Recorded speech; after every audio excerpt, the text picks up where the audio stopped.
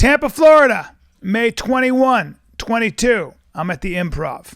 Tampa Improv, one of my favorite clubs ever. Tampa, Florida, May 21, 22. Get your tickets, BryanCallen.com. Did you hear me? It's haunted. Oh, yeah, and if you're in fucking Toledo, Ohio, I'm at the Funny Bone at the end of May. May 19th, Zany's Nashville, doing a Big and Hungry podcast recording. And then May 28th and 29th, I'll be in Las Vegas at the Backstage Bar and Billiards on Fremont Street, and it's going to be fun. I'll be in Vegas and swimming in COVID. Very excited. Love it. All right, let's rock and roll.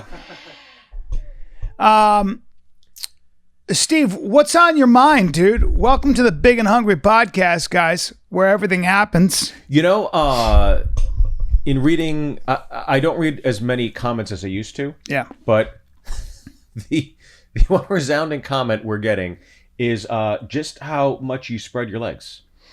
You really love getting some air. I show people what's going on. I show people what time it is. You know, before we do this, I gotta give a shout out. You have to. We got some new supporters. Okay. On Anchor, which is unbelievable. Do you need glasses for this? Or can Byron Knuckles. $9.99 a month we're making off this guy. Real name.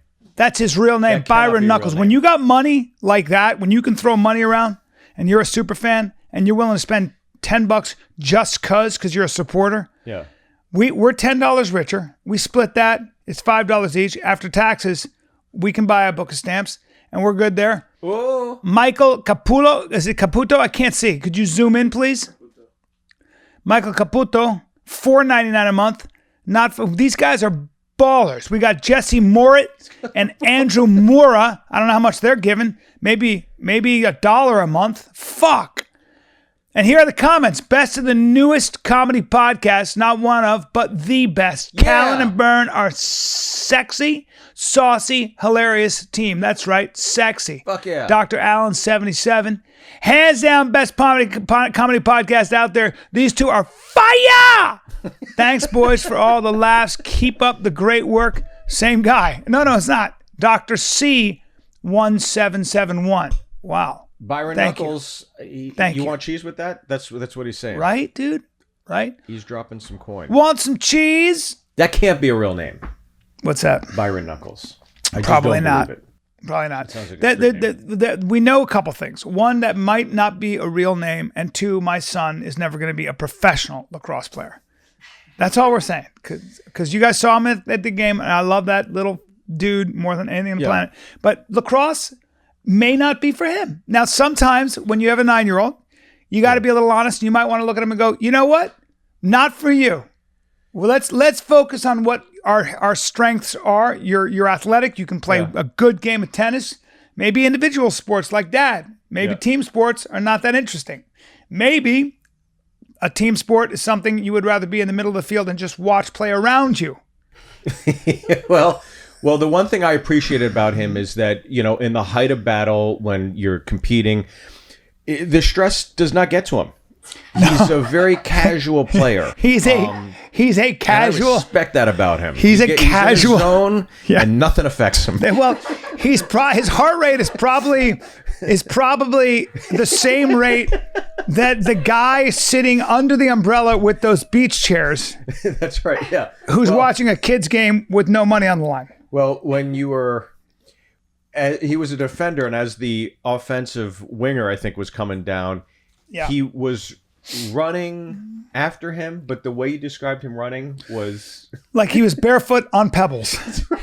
It was if you've ever tried to run down a gravel driveway in your bare feet after the mailman because he's taking off for the FedEx guy. Up. Yeah.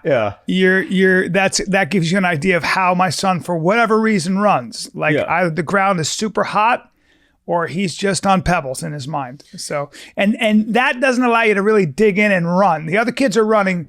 My son is sort of, he's if you've ever pictured a sprite in the forest. Yeah. My son seems to be running straight upward. He's running, he's trying to run. He's like trying to climb an invisible ladder. So horizontal movement is not, he's not running. There's not a lot of ground covered this way, but if he were to try to catch a bird, he's not jumping, but he's trying to climb higher. He's not. Yeah. He doesn't have wings. If he had wings, what he's doing would get him in the air. I think what we're saying is he's going to be playing clarinet in about 4 Well, years. yes. That's what's going to happen. I wish, but he's not that into music. So we have to find his thing. Okay. He's good at relaxing. He's got the Steve Byrne gene. I like that. He likes to relax. That's my boy. The kid can sit back. He throws his hands behind his head. I've never seen that. He's been doing it since he was a kid. He just like this, and he just lies there. And you know what he says? He goes like this. He goes, ah. And I'm like, what's up? He goes, I'm just chilling. And then he was in the back seat of my car, and I realized I was talking to myself the whole time, and I forgot he was back there, and I was playing music. And it was about a half hour. By the way, that's how kids die. That's correct. When you leave them in Texas heat and the windows are up. But we were driving. You got to make sure you remember he's back there. We were driving. We were okay. And he was, and I noticed he was there. And I said, I turned the music down. I go, you're cool just listening to music and staring out the window. And he goes, literally, my favorite thing to do. Yeah. And I went, all right, well, I got it. When he discovers weed, it's going to be a problem. Oh boy. Well, yeah. I remember I got picked up at the San Jose Improv, and for some reason or another, you always get a car service. Yeah. They sent me a stretch limo. It must have been the only one there, because it's like, are we in 1990? It's like, we don't need it. Yeah, I'm not. This is not a Belle Biv DeVoe video. It's the worst. So I get in the back. My daughter gets in. My wife gets in, and my daughter had never been in a limo before, and she literally goes like this, and puts her feet up. She goes, I can get used to this. And it was like one of those natural, it's like, oh my God, I wish I could have written that. I can get used to this. I can get used to this. She heard that somewhere. My son came into my friend's house, who has a much nicer house than me, and said, yep, he's a lot richer than we are. It was like, well, all right. I thought he was going to say, Daddy doesn't hug me. That's why I'm bad at sports. No, man, come on. You know I hug my son. I've heard him say that. You know I hug my boy. I've heard him say it. When I stay over, I heard him the other night. He was lying in bed, and the fan was going off and the white noise, and I heard him say that in his bed. He kept repeating, Daddy doesn't hug me. That's why I'm bad at sports. And I said, that's because you're now a Spartan, and the only thing that's going to be there for you when you die is... Here we go. Let me just put this up here. Is the wind. Is the wind and pain. Be friends with the wind and pain. Understand you came into this world alone, and you leave it alone, boy. You leave it alone. You understand? You come in alone, you leave alone. So get used to alone. I remember hearing this conversation. Then you left the room, and I heard him say, I'll never be loved. That's what he said. My dad's friend. And then he started snoring. And then he started snoring. That puts him to sleep. Because he's got a very thick neck and he has sleep apnea at night. my dad's friend, he's a very successful man. And his by the way, mother, we sit like strangers on a Southwest flight. Yeah, because we're like this. Yeah. My dad has a friend who became very successful. His mother used to say from a very early age, his mother would say, listen to me, everyone is out to get you, including your friends. You can rely on no one but yourself and your mother. And he still believes that. And he said recently, the one with the most toys at the end of the day wins. He's got a lot of toys. Now, I don't subscribe to that. Right. I don't subscribe to that. But there are some people that do. And they have a lot of toys. And they probably die happy. Yeah. There is this idea where it's my joke. Sounds like an 80s villain. I mean, I know, but look, we've all walked into houses and been like, money buys happiness. Like sometimes you go, oh, if I lived here, I'd never leave, Yeah. Now, I don't know if that's true, but listen, at the end of the day, there's a lot to be said to an amazing view and plenty of cash. Yeah. You know what else does that? What? A fucking bacon cheeseburger. You had and one. That's maybe $4. Yep. For a great one. Yep. 5 or 7 at Hi-Ho, and you bite into that, and I am a beachfront property in Miami. That's what that bite is. Steve at 10:30 at night. Steve at 10:30 at night walks downstairs, looks at me and goes, "You say you wanted ice cream?" And I go, "No, Steve, I didn't." And I go, "I don't think any ice cream is open right now." And he goes, "Salt and Straw is open until 11." I was like, you on a Sunday? He goes, yeah, on a Sunday. And I said, you going to walk over there? And he goes, I'm going to take a walk. And you took a walk. Well, and I think if my money's on it, you stopped and got yourself the coconut, strawberry ice cream. I did not indulge. You didn't? I went out and walked, but Sundays, Bryan, as a good friend once said, Sundays are for me. They always were. Sundays are for me. They always were. I like that. I heard a guy say this to my friend. He goes, acting? He wasn't an actor. He goes, I do some acting. And he goes, you do? We were both in the trenches working hard to do this. Yeah. And he goes, yeah. And I go, and then he said, yeah, it's always been kind of like my secret garden. And I went, oh, can't hang out with you anymore. And then he died of Excuse me? Cancer. But anyway, yeah, just I like to button things off with a sad story. Well, that certainly got dark. Yeah. Pretty quickly. Yeah, it did. Yeah, it did. So I have that going for me. Thanks for bringing that up, man. Yeah, you got it. That's great. I brought something to the table that elicited a spontaneous reaction of laughter and levity. Yeah. And you brought us to a dark Well, place. I made you laugh, and then I made you chuckle a little bit, and then I take Question you my own down. humanity So what I like to do is it's like I bring you up, and then I bring you down. And I like that. I like to yo-yo your fucking emotions. Yeah. That's what I enjoy doing. That's what I enjoy doing. Yeah. If I was a boss, I would do this. I'd go, hi, you're fired. What? I don't know. I need this job. You're hired. You're rehired. Just to give you, so you understood where you stood. Just so you understood. You never know where you are with Bryan. You're fired. Yeah. What? Please, I need a job. I'm hanging. Okay, you're rehired. And then you just see me go, because I get off on bringing you up and all the way down. Yeah. You're the sadistic boss, and you just see him go. He walks into his office. Yeah. Yes. That is cute, Bryan. Yep. And I wouldn't say, watch this, you're my assistant. Yeah. Watch what I'd ask for. I get coffee almost every day, and then I throw you for a loop. I'd go, Steve, get some matcha, please. Thanks. Excuse me? Matcha? I don't even know what that is. Figure it out.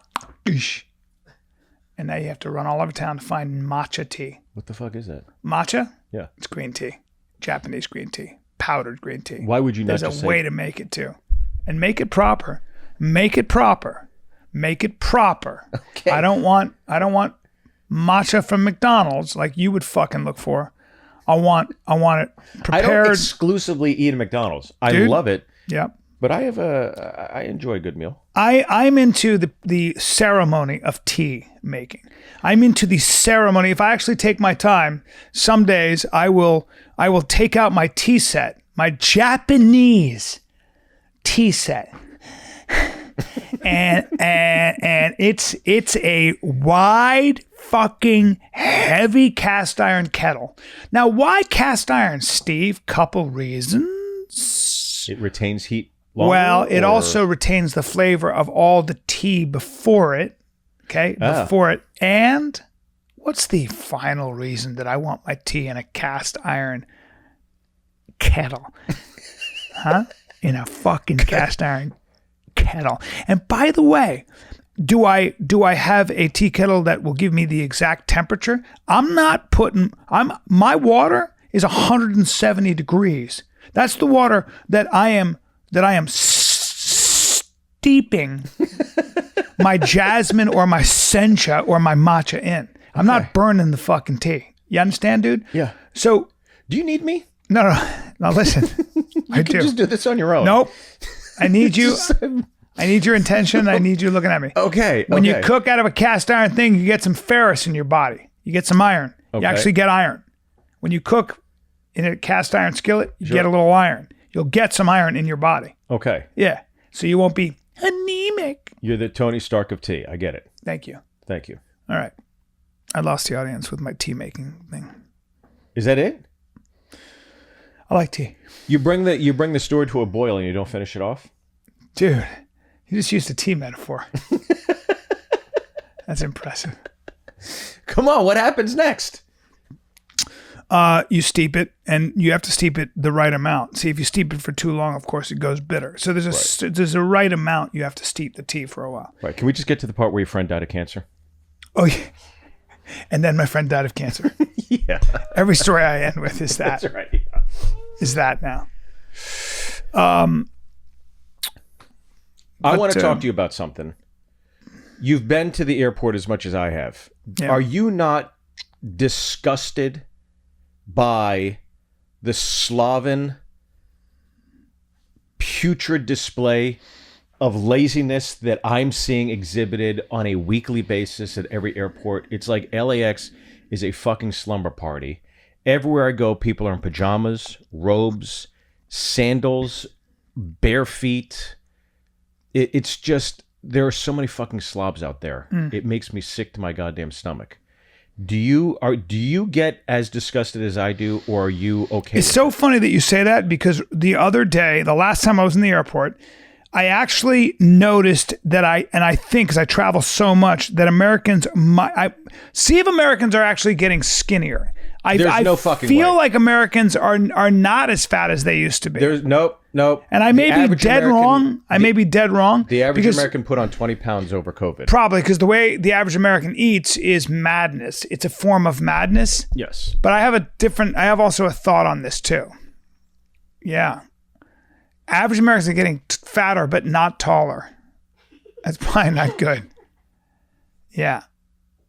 I don't know. What's it say? It's going to be something that's hard to find, probably. I'm disgusted. Like, I go to restaurants and I see families literally dressed for dinner. Yeah. Like they were at a hotel and the fire alarm goes off at 3 a.m. and they said, evacuate the building. And as they're out there at 4 a.m, they're like, fuck it, let's just go to dinner. Yeah. They're fucking disgusting. There's a theory on all that. What is the theory? The theory on all that spoiled. is that, the theory on all that actually is that in a time when there's abundance, so even if you're oppressed or you're a marginalized citizen, all that stuff, you have enough to eat. You have enough fats, carbohydrates, and protein. Yeah. And you also have a TV, and you also have a phone. Yep. And you also have the kinds of things that not everybody had, but there's an equality of consumership. Right. And what happens, I think, also is that there isn't really much of an existential threat. Like, global warming is really not what like, global warming is like, people are like, yeah, whatever. Or they, Right.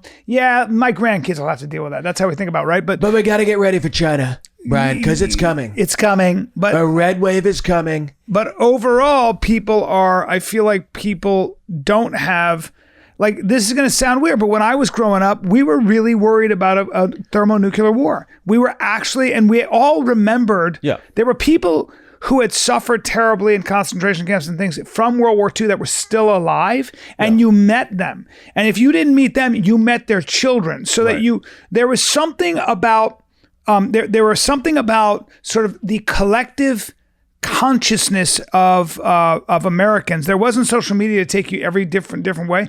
We all kind of had a similar mindset. There were certain things that Americans all agreed on for the most part, as opposed to now. So somehow there was an enemy, and now we are the enemy. Yes. We are fighting within. We don't have an enemy. We have the enemy is like, we're in factions. It's so funny how you said that, because human beings, if they don't have an enemy to fight, they'll fucking fight each other. Yeah.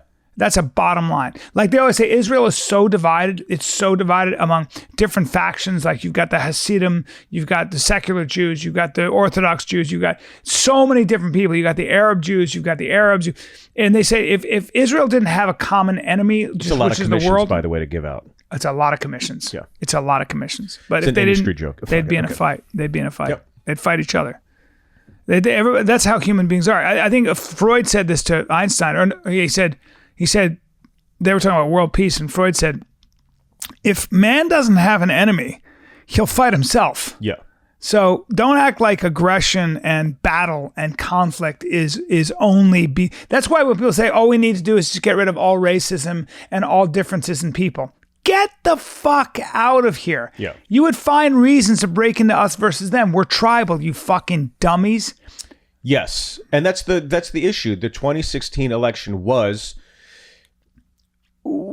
infiltrated by the Russians, and the Russians were perpetrating things on social media to divide us, to alienate us from one another, and to get us within warring factions within the country. We were already a warring faction, But- though. I don't even think the Russians had anything to do with Then it. the but- 2020, they would literally set up Yeah, they were. They a did. Blue Lives Matter rally, yeah. and then across the street a Black Lives Yes, Matter yes, rally, yes. and people fell for it. Yes. And they fucking went to these rallies and they fought each other, and that's what happened. Yeah. And then the 2020 election came, and the Russians, I don't think they even did anything, because it was like CNN, MSNBC, Fox News, media, late night talk shows, like, well, we'll take over from here. We'll divide the country. Well, I think it's so funny how little criticism Biden gets now. Talk about media bias. Holy shit, man. They just love him. His first press conference, they never even asked him about COVID.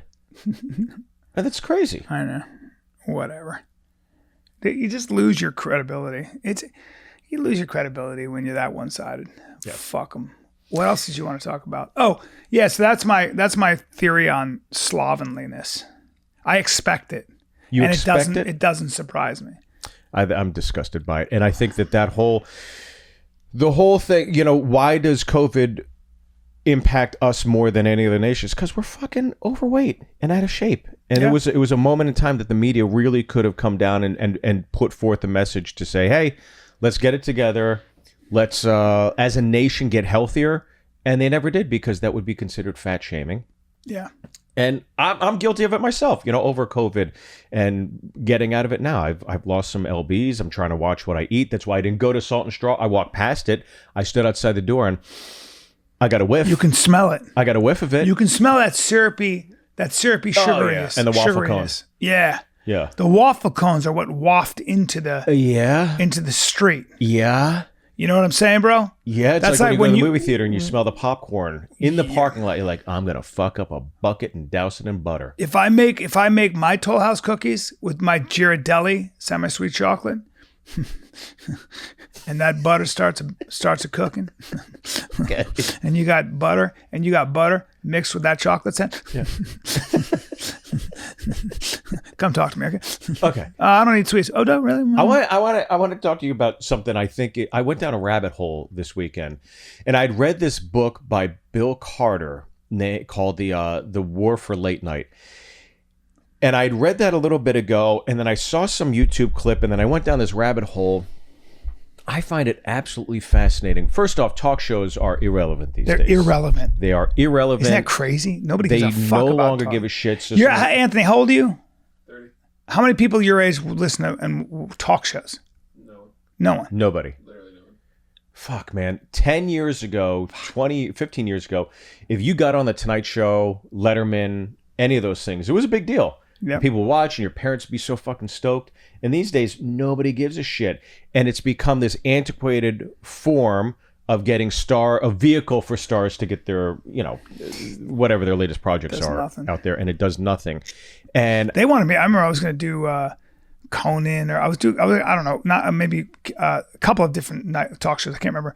And they were like, do you want to do this? And you do 4.5 minutes of comedy. Yeah. And I was like, no, because it's going to do nothing.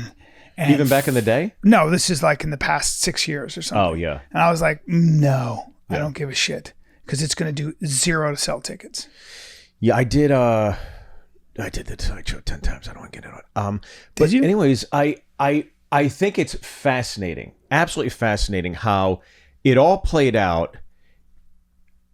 Carson was the shit. I mean, I grew up and my father would, like, as a treat, let me stay up and watch the monologue.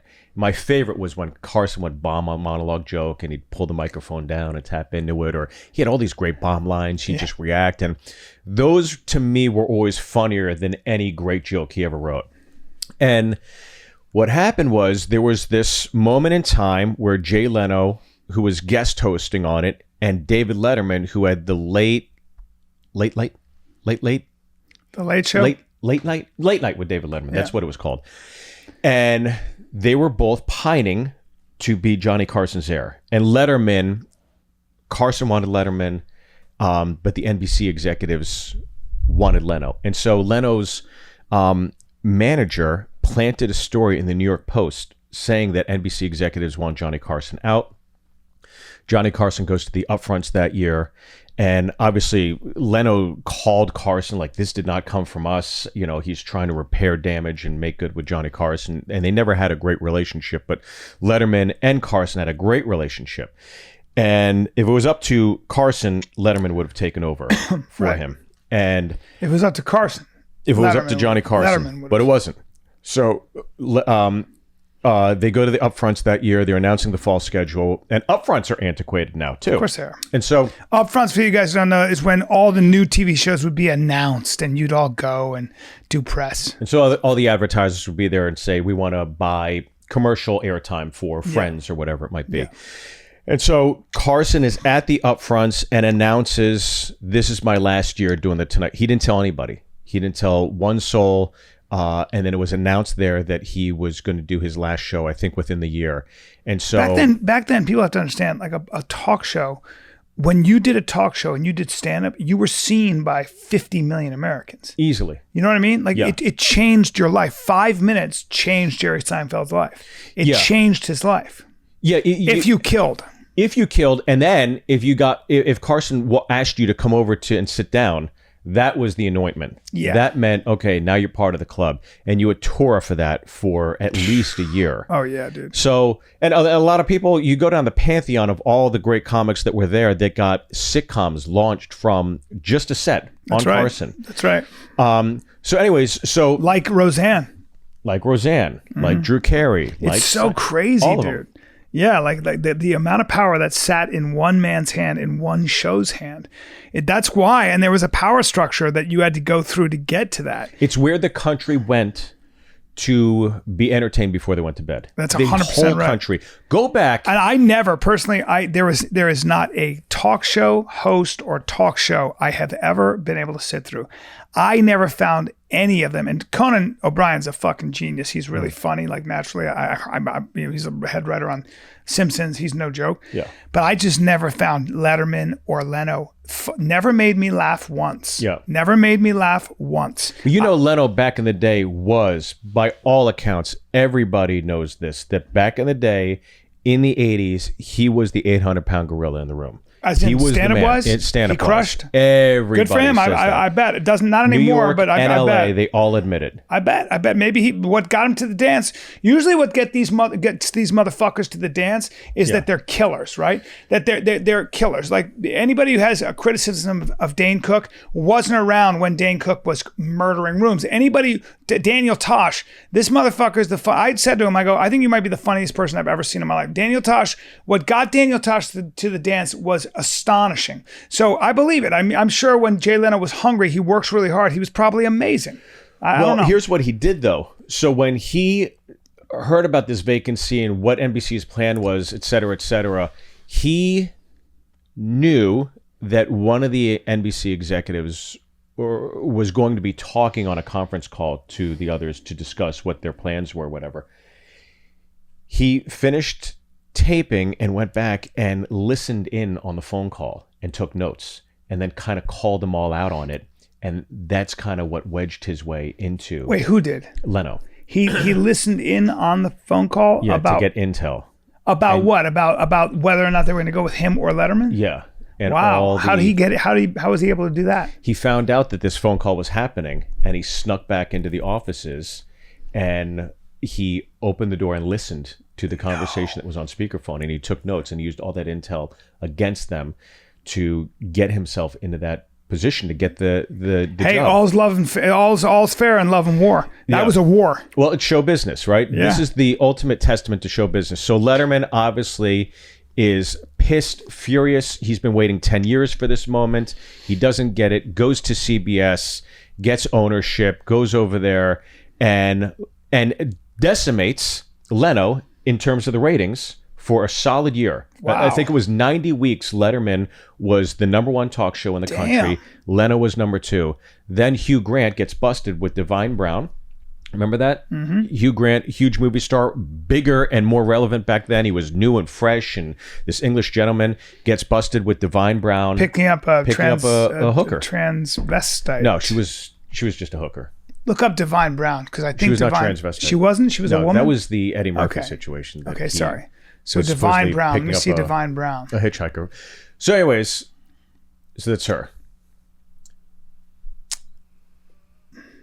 So Leno gets Hugh Grant to come onto his show and he interviews him And after that interview, it was so shocking at the time to get him to admit all this. All of a sudden, Leno is number one and takes over, and he never relinquishes it. Wow. He's number one Just because of the Hugh Grant thing. Because of the Hugh Grant Fuck, thing. because I remember Hugh Grant went, I did a bad thing. There it is. You know, that's all Yeah. I said. I did a bad thing. That's what. So NBC had enormous egg on its face after all this happens, right?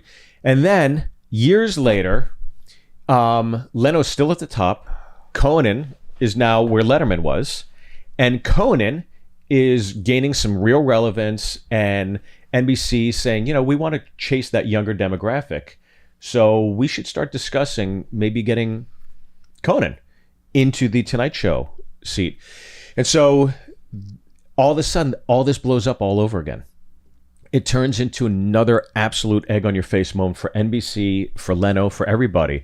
And It's so weird to hear you talk about this, because like I remember when they were the only players in town, Right. when they were the biggest networks that they met, and now nobody gives a fuck about NBC. I don't even know what's on NBC. NBC used to be must watch, must see TV. Sure. And they had everybody from Friends to everybody else. And now I don't know if you get a show on NBC. I saw this poster with these actors that have been on a lot of TV shows, and it was a cop show, and they were standing like this with that outdated like fucking look, and they're cops, and I was like, you're on NBC now, and nobody, and exactly 3 people are going to be watching that show. Well, it's Chicago Fire, Chicago PD, Chicago ER, Chicago Who Gives a Fuck, Chicago Tow Truck First Responders. It's like it's all over, Chicago man. crab boat guys who can't find crabs. Crab. So Conan is going to, you know, they make a deal with Leno. Leno, you got 4 years left on the contract. Leno says, okay, I'll relinquish the Tonight Show to Conan O'Brien. And as we all know, it just blows up in everybody's face, right? Conan comes in. He gets the Tonight Show. Jay Leno moves to 10 o'clock in a prime time. It's never been done before. So now literally you have a talk show before a talk show. So he's taking all the A guests. Conan's back there. The ratings start to dip. Wait, who's taking all the A guests? Leno, because he's at 10 o'clock. Oh, wow. I mean, if people you're are Jennifer still Lawrence awake. and you have a movie to promote, You're going to go on Leno because people You're are at 10 still o'clock, more alive. people are awake, yeah. Yeah. Holy shit. So now all of a sudden, Conan's ratings dip. They blame Conan for it. Leno goes back to, they say, Leno, Jay, why don't we give you 11:30 to midnight, and then Conan, you go at 12:05. And Conan's like, no. It's called The Tonight Show, not like the next day show. The Tonight Show is an industry standard. Dude, It should be there at 12:05? Who the 11:30. fuck is watching at 12:05 when you got work the next Exactly. day? That's exactly the point. So they tried to make this work. It didn't work. Conan goes, I'm getting the fuck out of here. Conan leaves. Leno goes back to The Tonight Show, goes back to number one, stays number one, and then Conan goes to TBS. And now he's on basic cable.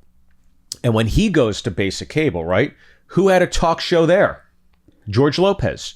George Lopez had an 11 o'clock talk show. So then Conan goes to TBS. And so they make a deal with George Lopez. George Lopez, do you mind if Conan comes in? He's going to go for 11 to 12, and then you take over from midnight to 1. And George Lopez is like, great, yeah, he's a team player. He's totally on board, and Conan's bringing some cachet and some more viewership, hopefully, to TBS, right? Yeah. So he comes over there. Yeah, but still 12-1. Fuck. 12 to 1, right? And then guess what happens? George Lopez loses his talk show within a year. He loses his talk show within a year. And within, I think, 2 years, Jimmy Fallon takes over The Tonight Show. Leno retires, does his Leno's Garage shit. And now the biggest winner out of all this over the last, 5 to 10 years is Jimmy Fallon. Now he gets The Tonight Show. How relevant And is had Fallon now?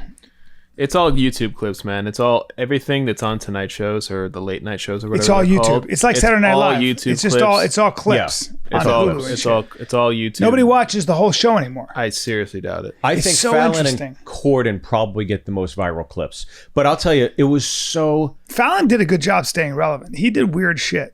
He's great. I like him. I personally find him the most tolerable. And I see him as somebody I just that's can't kind watch. of- I just never gave a fuck about talk shows. I never thought the monologues were funny. I never thought. do. I like fucking Bill love him. Maher. Bill Markin cracks me up. He's got something to say, He's not a but talk. He's more of Yeah. a. That's on HBO though. yeah, and he's more of a allowed. He's forum allowed to be talk more. show. But he's fucking great. Yeah, but I used to like Jimmy Kimmel, but then he got all woke. he did. Kimmel got I like. way woke. I like Kimmel. He got woke. Oh, it's yeah. bad. I It's love bad. Kimmel. What happened? He's like He Judd got woke. Apatow. He's like Judd Wokey woke. Apatow. what? He got wokey woke. Dude, he had the best. Well, he had the is he best. just anti-Trump or what? It was a lot of that. Like All all of it. like All all of of it, it. It was like dude. SNL. All of it. Man, because Look at he's All of it. really. All of it. Well, he got in trouble for blackface. They gave him. They told him to take. That's a why seat. he's going all in. Ah. That's why he's got to cover his tracks. Wow. He's going to I lead the love parade on that Kimmel. march. I love Kimmel, Dude, man. he had the best when Leno was doing his 10 o'clock show. He invited Jimmy Kimmel onto the show while all this shit's going down, and he interviews Kimmel, and Kimmel eviscerates him. He absolutely embarrasses him. Leno does not say anything. It's a heavyweight against a rookie, a newcomer, and then Kimmel just is laying knockout blows on Leno. It's fucking crazy. And Leno just sits there and takes it. He's just fucking with him the whole time. He says, Jimmy, you're known for pranks. What's the best prank you ever did? And Jimmy Kimmel, without missing a beat, goes, I'll never forget this one time when I told a friend of mine that he can have a talk show and he was going to take over the talk show, but then I took it back from him. That was a pretty good prank. And Leno just sits there and he laughs, and he's totally shitting on him the whole time about the situation. Letterman was roasting him on his own show. Wow. Letterman, there's clips of Letterman going, I don't want to get involved, but I'm really enjoying this. Because it all came full circle for Letterman. He got ousted by Leno at the Tonight Show. Leno took the job that he always wanted. Carson wanted him to have the job. And then now Letterman's sitting there watching this whole debacle unfold, and Leno looks like the bad guy. And high school, even at high levels, it's all high school shit. It's all Everybody's high school a nice shit, guy but until you take their spot. The Tonight Show is an institution. I know it's less relevant. It doesn't mean as much as it used to. But I've always held it in high regard because of what Carson did. Now, when Leno took over, yeah, it wasn't the same. But I just think it's still, to me, interesting as the I Tonight get Show that older grew up and watched. people who are super successful are now my age. Yeah. Like I'll meet people and stuff. I'm never disappointed with how petty they can be and how insecure they are. Like security doesn't come from age or even success. It comes from somewhere else. No, it comes right here. It comes from what, look, you and I, we've been doing this for a long time. And I'm telling you, you have your ups, you have your downs, you have your lulls, you have your highs. The highs are never as great as you think they're going to be. Yeah. I think it's always more relief than celebration when you have a high. Yeah. And the other day, I was just having a fucking awful day, and then I went and played hockey, and it was a horrible game. We got blown out, and my wife and kids came to the game, and I was just like, I was in a fucking filthy mood. And I come off the ice, and I was just like, I just wish they weren't here to see me like this, whatever. And I don't even get to say a word. I'm carrying my heavy hockey bag. I'm all sweaty. And my son just walks up and grabs my hand and walks out with me. And instantly, in that second that he held my hand, everything disappeared. I know, dude. I was like, that's the greatest fucking It's a feeling in the weird world. That's power the that a best. child can have over you. That was the best. My son comes over and puts Then he his shit in the arm around me. bathtub that night. And it was like, this fucking, literally, he shit in the bathtub. A turd comes up and he goes, I thought it was a fart. And it was like, I gotta drain the fucking pool. You took a shit in the bathtub. I remember that. I was old enough to remember not to do that. My sister and I were taking a bath, and two fucking massive turds come floating up. And I'm like, Kathleen shot in the fucking tub. There we go. And I'm like, Do you God remember? damn it. Do you remember that show Blind Date? Yeah. It was syndicated. It was big back in like early 2000s. Yeah. And so you just people would show up, they go on a date. I think it was a person would get 3 people to go on a date with, right? And there was an episode where a guy was in a hot tub with 2 girls. It was narrowed down to the 2 girls. And the one girl shit in the hot tub. What? And it swirled I around. remember that. And they all jumped I remember out. that. She something happened and she shat the tub. If you Anthony, can you don't YouTube? even do it because I don't want it. This I wanna poor see girl it. will never live it down. No, don't. it's been out there forever. I know, but let's just not. She's probably just getting over That's it right. now. Let's talk about tea kettles and green tea that Brian's gonna fucking make. She shat. It's called Blind Date, hot tub, shit. Just put that in. kids shit the pool all There the it is time. right there at the My very kids top. used to do that in the pool Here we go. when I was in Calabasas. Is this gonna take long? See, they even had diversity casting back then. That's just- Holy shit! Hey! Oh, poor thing.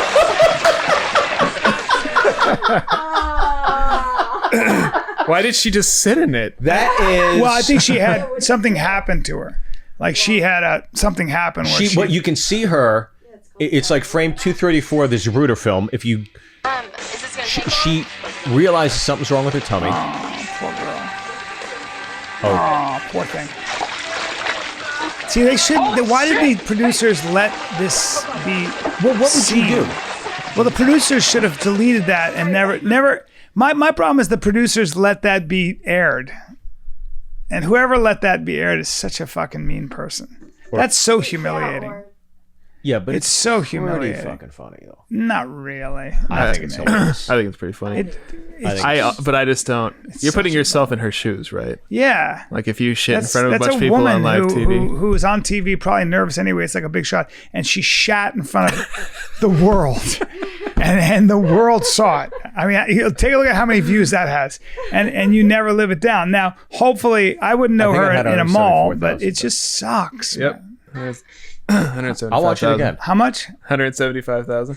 But it's way more than that because everybody's It's been seen out. it. Everybody's seen seen it. it. That She poor goes, oh, girl. uh-oh. And then what then you see how it happened happens. there? And then what happened? She had an amoeba. That's an amoeba. What is Look that? at her, the poor thing. She's so devastated. She doesn't even know what to do. I don't like watching people get humiliated. I hate it. I don't, Hate but it. if you shit your pants, I'm fucking laughing. No, me too, but I not on love it. TV for a woman about who's a young falling? gal. I Huh? saw What about falling? You don't laugh at people who fall? Falling's different. You When ever you see Fat shit Girl- yourself like that in front of ever see everybody, Fat Girl on a motorcycle? that should not be shown. Did you ever see Fat Girl on a motorcycle? No. Can you put on Fat Girl on a motorcycle? This Are you is my talking about the favorite. one that hits the jump? Oh yeah. Okay. That's a little bit different. This Like, could be my favorite video of all time. really? Oh god, it's literally 3 seconds, and it will make me. There it is. This one right up top one, right? Yeah. Watch this, dude. This is a little bit different. Okay.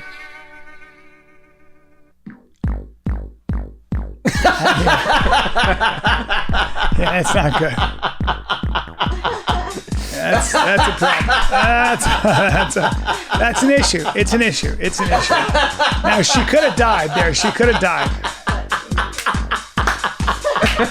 Yeah, she could have broken her neck right there, but she didn't. Thank God she didn't. Maybe not. Yeah, that's.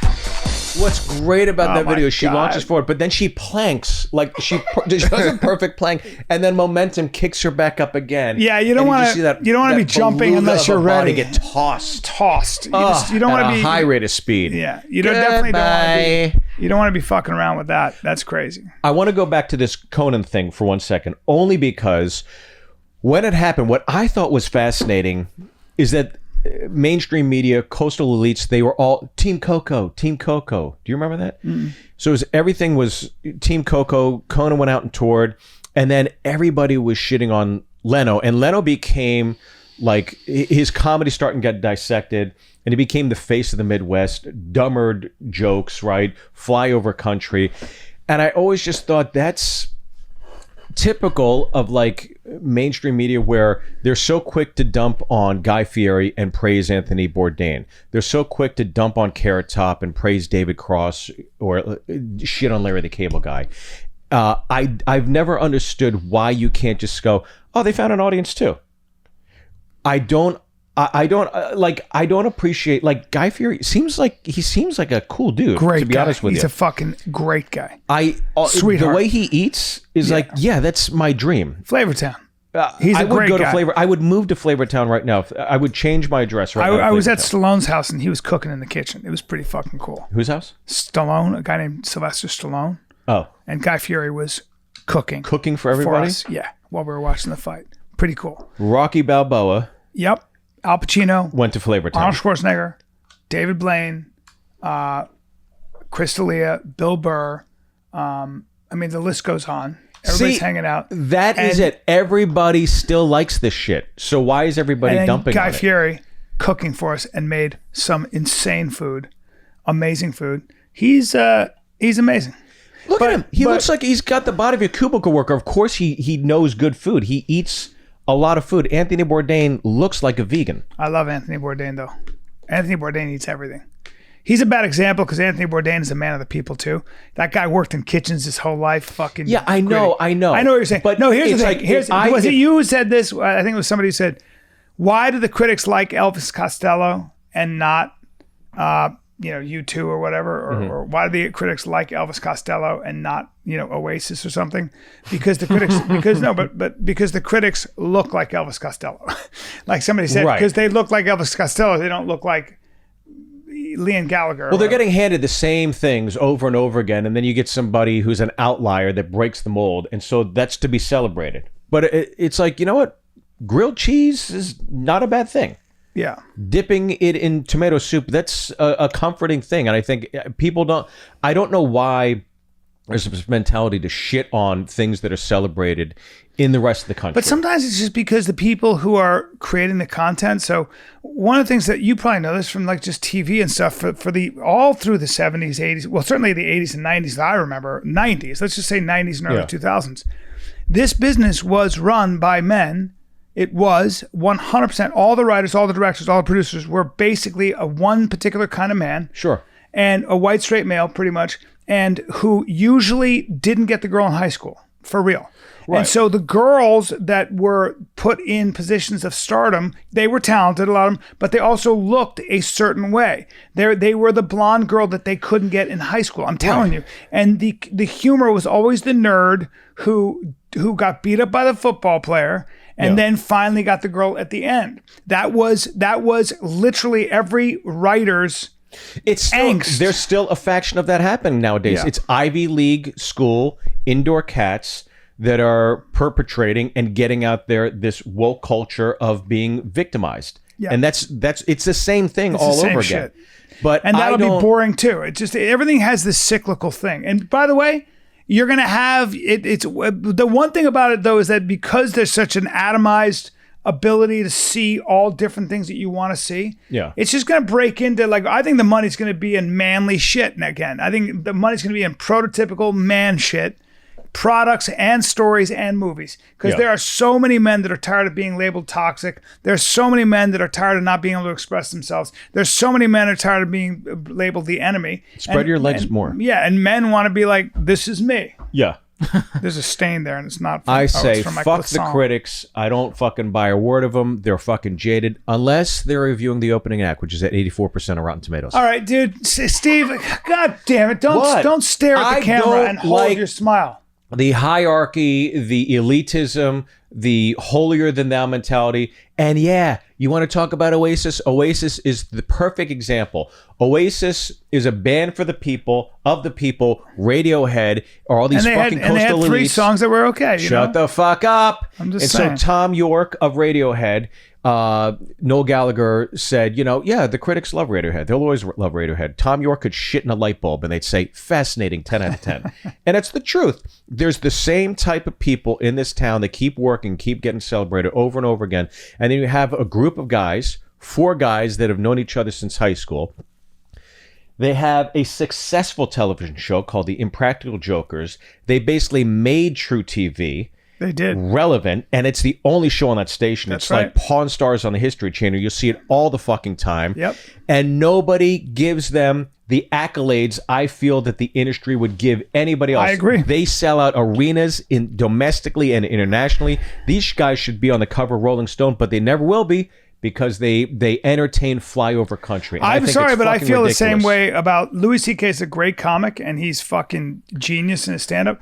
But as far as his show, Louis, when the New York Times said hands down the best TV show on TV, I was like, you're out of your fucking mind. Yeah. Wait, have you seen it? Yeah. Did you love it? Dude, I mean, when you guys were talking about the Late Show thing, have you seen it? I love Louis C.K. I think Louis C.K. is a great comic. Louis C.K. is Do you guys have a thing? He's a great comic, but I just don't think, like him. But I think he's a great comic. I think his stand-up is fucking great. Gotcha. But I never thought his TV show. I thought it was okay. I just didn't think it was hands down the best show on TV. At a time when TV had never been better in the history of TV. That's where the New York Times lost me, where I was like, guys, okay. He was like, he was such a darling. Everybody before all this kisses stuff that happened. ring. When he was popular, he'd come in, everybody, oh my God, Louis. I was like, I don't fucking, I get it. He's a funny guy. But when you go on HBO and call your teenage daughter a cunt, that it's like, that girl's got to go to school. Like, that girl's got to go to school, and there's iPads, and there's kids going, did your dad call you a cunt on television? It's like, I don't respect that. I don't. You do it for the laugh, fine, but that's not my cup of tea. Well, and that's a microcosm of some other things I've seen around the cellar that I didn't fucking appreciate when I was a young comic. Don't you think he's he's the only one that could actually get away with it? Like Louis C.K. is the reason Louis C.K. is such a genius is he can kind of get away with that. Like usually I'd be like, what the? No, but and like, I'm all only he can get away with that. Everybody can say whatever the fuck you want. You can say whatever you want. I'll always be a comic that supports other comics. I'm just saying. It's not my cup of tea. You just found that offensive, and I don't. He lost you on that, or what? I don't find it. No, he's lost me on a few other things because of just being at the cellar and being around him and seeing interaction and Seinfeld's not a very the same friendly way. guy. I mean, not the. I never found him. No, well, he's I never friendly found if he him. wants. I don't know He's him. friendly to people he wants to be. Yeah, friendly I with. don't know him. I've only been around him a couple times, but he's not the most charitable guy. No, but now he is. Yeah. Now you get a fucking fistful of dicks slapping you in the face over the last few years, and then all of a sudden now you're friends with all the young comics. Now you're going around. Now you're fucking friendly. It's like, get the fuck out of here. Yeah, I don't like fake shit like that. Yeah, I don't know. I don't know him, so I can't speak to him. But I do think I was listening to some of his old stuff. God damn, he's a good comic. He's a great comic. I'll be the first to say it. He's a great comic. He's a great comic. I never listened much to his albums or watched any of his stand up really. I think I might have watched one, but He's for got some reason the show Louis, You loved it? I do. I don't know I something need about to it. watch He had, more of it, man. I mean, I admire everything about it. I think the third season there's a 3-part episode where it's titled Late Night, and it's between him and Jerry Seinfeld for taking over for Leno, and they both have appearances in it. I know you don't like Seinfeld. Oh God, I fucking can't stand either of them. That's why I've never seen it. But that, for some reason, that episode, the 3-part episode, has always stood out to me as just being one of the best TV show episodes I've ever seen.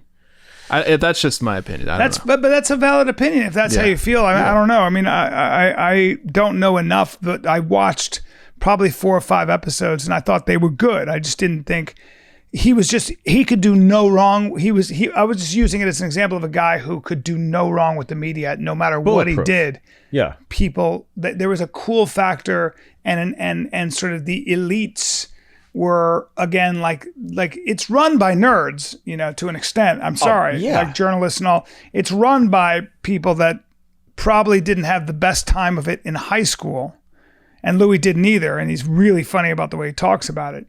And I think that's probably part of besides the fact that he's undeniably fucking funny and great, but part of the the accolades come with that territory. That's okay. Yeah, there was a Hollywood hand job waiting around every corner for that guy. That's the thing. And from as far back as I can remember, by the way, again, I've been watching and performing in New York. I was performing in New York in 1993, 92, 93, in my 40s, in 92, 93, 94, and then 97, 98, 99. What comes after? Is it 2000? Come on, dude.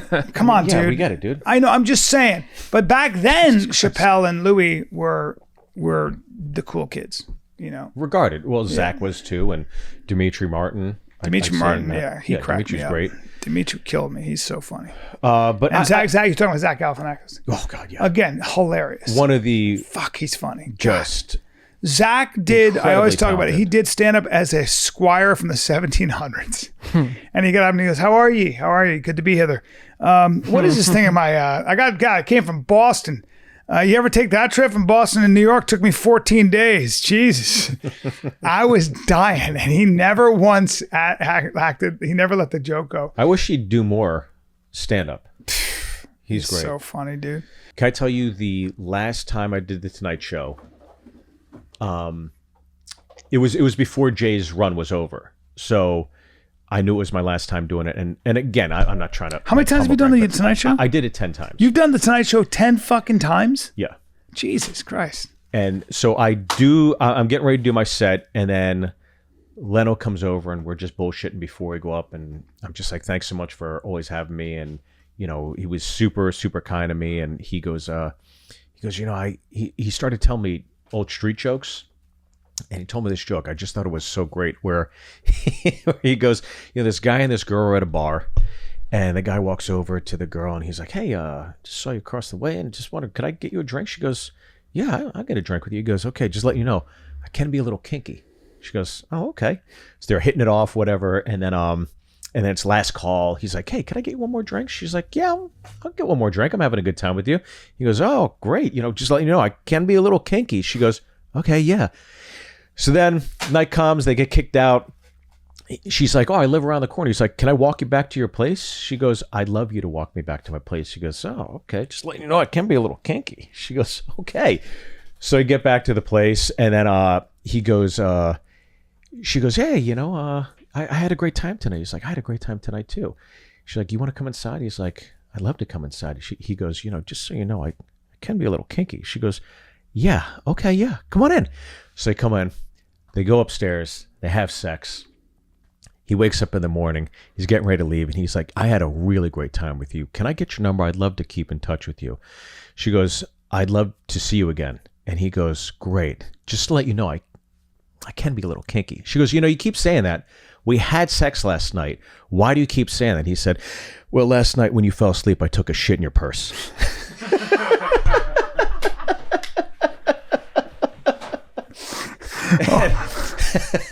Oh my God. And then it's just like, all right, have a good set. I took a shit in your purse. Well, there you go. It's just a great joke. It's a great joke. It's I so can be a little funny. kinky. It's a dumb street joke, but man, it fucking makes me laugh. Can be a little kinky. Well, when we went to sleep, I took a shit in your purse. That character needs a character like this. I can be a little kinky. That sounds like Jim Carrey. God damn. My friend, I've told the story before, but my friend Died of cancer? didn't like the way this bitch in college, she was so rich. She was so rich. And she was such a bitch to her caterers. She was in college and she would throw a party with caterers who were like all like in their late 20s and maybe early 30s. She was so rude to them because she was like some kind of royalty. She was like Saudi or something. Yeah. And my friend was like, this cannot stand. This cannot stand. And he goes, watch the door. And I go, what do you mean? He went into her closet and he took a shit in her snakeskin boot. Are you She had snakeskin cowboy boots. This was in 1988 or 9.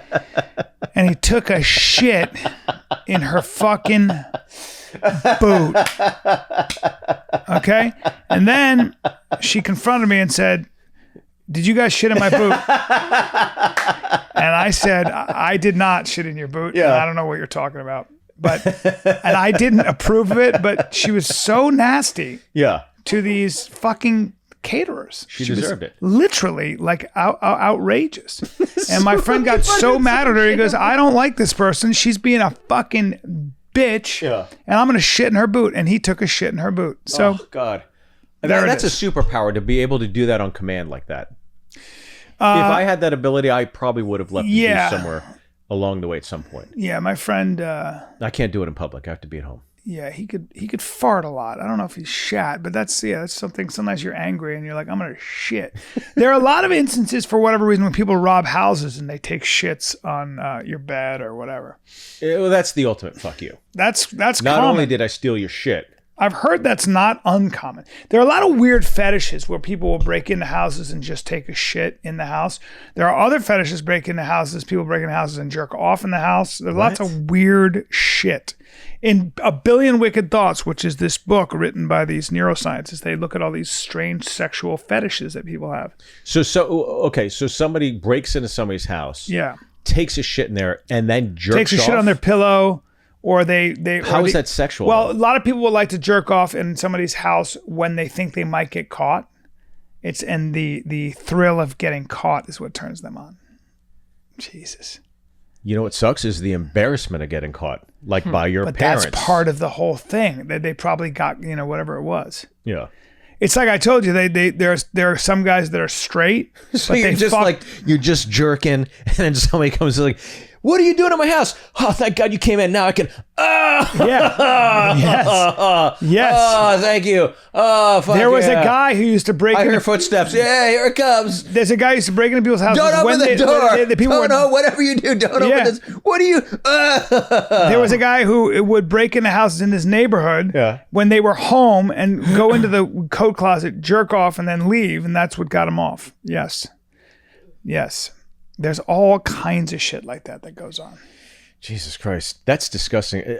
The only thing I can ever like jerk off to on the internet is this video of these 3 girls in a hot tub, and call back. And one of them poos. There are people that are into shit. They're into scat, and they like to eat it, and they like to be Excuse covered me? in it. Yep. Shut the fuck up. That's There's a- nobody that is Anything into you shit. can think of. There's no how much fucking you want way. to bet. You could Google There's it right no now. way people are into shit. It is built within our bodies, much like the way we are wired to tell the truth. If you lie, your heart rate spikes. If you smell shit and put it, you are going to There are throw plenty up. of Your body videos- will not receive Steve, shit. you've never seen 2 Girls, 1 Cup. There are That's not even fake. That's not real shit. That's fake shit. It's got to be fake shit. There are plenty. They came out like Carvel soft serve. There's Dude, no way that dude, shit's there real. are plenty of videos. I don't Plenty believe of it. Japanese and German videos. Plenty. Where? Like Where on people 8chan? are shitting in each other's mouths. That's not. It And that's a can't be real fact. shit. It's I real bet shit. They pump something up there. Nope. They hold it up and then they Nope. release it Nope. for the shock factor. No, sir. I will not fucking there are believe people that people are eat eating shit. poo and they get off on it. There's Yes. no way. I'm just telling you that happens. Eat shit is an insult. It's not a reality. It's I a do reality, not Steve. Fucking believe it. Steve, I'm sorry to shatter your fucking bubble. You live in a world where nobody eats poo, and I live in a world where people do. All right? And I hate to tell you this, but I can be a little kinky. And that I guess exists. In some ways, I brought this up on myself, but I don't fucking buy it. I just do not believe that anybody in their right mind, a rational human being, could appreciate or get turned on by shit. There are That's people fucking that get disgusting. turned on by shit. And I got news for you. There are also people that like to be put in a tube and have girls fart into a Dude, where? like I know of a guy who's super wealthy, and my friend stopped being friends with him because he enjoyed getting into a glass tube or a plastic tube, and he would have 2 girls that would fart into Get the the hose, fuck out of and he here. would have This to is smell crazy, it. I dude. swear to God. That's so. I'm no. just telling you what he was into. And the girls would put it against the thing and they'd fart. There's people can You say have a what- natural reaction. You are normal. You're supposed to be repelled by feces, Yeah. but just know that strange perversion exists. Okay, well, Just like people who are into killing people and all kinds of. There's like some people. That one guy wanted to be slaughtered and eaten. You know that story? no. The Germany Took guy? he took out an ad and he said I want to be slaughtered and eaten, and a guy answered the ad and the guy slaughtered him and ate him, and they ate his penis together, Dude, that's... Wait. and that's it. Hold There's the not only fuck is that not only is there a case now. about it, there's a documentary about it. They ate his penis Hold- together. There is a... okay, so... Before he died, Yep, they cut his dick off. ate it. Excuse and me, then, how do you like your dick done? Yep, and then he medium rare? I think he cut his throat, or he cut his in the bathtub, or cut his and then ate him. And I used to and still am into death metal. Like Yeah. it's one of my music genres that I really like. yeah, And there's a band called Bloodbath, Hmm. and they have one of their famous songs is called Eaten, uh-huh, and it's about that. yeah, yeah. Yeah. That's a real case. And the case was very complicated because it's like, should this guy go to jail because it was a consensual thing and videotaped? And the guy said he put out an ad, and the guy who answered the ad was a 40-something-year-old. He was a 40-something-year-old computer technician. I think, correct me if I'm wrong, actually, the 40-something-year-old computer technician, he said, "Is there anybody out there who would like to be slaughtered and eaten?" And a guy answered the ad. I think that's what it was. Oh. And the guy who answered the ad, they ate his bits together, Yeah. and then he killed him and ate him. I'm gonna tell you, after the last 10 minutes of this podcast, I need to watch Toy Story 1, 2, and 3 Yeah, you to do. like feel normal. Yeah, you again, do. 'cause And this eat is some fucking- donuts. This like makes me so like. Let's change the subject real quick. Please, Because do you like Sidecar? Anything Why but don't you eat this. Sidecar donuts? You know they're the best donuts of all time, right? I've never had one. Never? No. I'm going to get you the maple fucking glazed. I'm going from here to go. I'm going to go from here and I'm going to go get you the maple glazed. I'm going to get you I will go from Sidecar here donuts. to go. I'll go to Hi-Ho with you, and then we could get a donut. I'll eat a fucking Hi-Ho. I don't like. I don't know if I want a burger Carve out. though right now. Yeah, but You want celery juice? don't You want some celery juice? Steve. You want to stretch? Cut it out, Steve. Do you want to get on your bike and get some vitamin D? I can only be pushed so far. See. Do you want to shit on your chest? Cut it out, Steve. Pull out your dick. I'm going to shit on your chest. Stop and it right jerk now. yourself off. Stop Is it. that what's going to make you feel good? Cut it out, Get some Steve. celery juice. Cut it out, Steve. Take a shit No. on you. Jerk off. Yeah. Come. Huh? Juice. Hydrate. Okay, I'm a father Hey, of two. I'm a father of two. I'll be in Tampa, Florida, May 21st to the 22nd. Get your tickets. May 19th, we're doing a Big and Hungry podcast at Zany's Nashville. Very excited about that. And then May 28th and 29th, I will be in downtown Las Vegas on Fremont Street at the Backstage Bar and Billiards Clubs with our good friend Gary Callen will be joining me. And I'm very excited to get to Las Vegas. So if you're in Las Vegas, if you want to get to Las Vegas, if you've been Jones to get to Las Vegas, come out May 28th and 29th, and I will do a Jameson shot with you. Compliments of me if you just say keyword Mandragon. Mandragon's the key word. Yeah. Yeah. If you come up to me and whisper Mandragon, you will instantly get a shot of Jameson with me. I love it. All right. Awesome.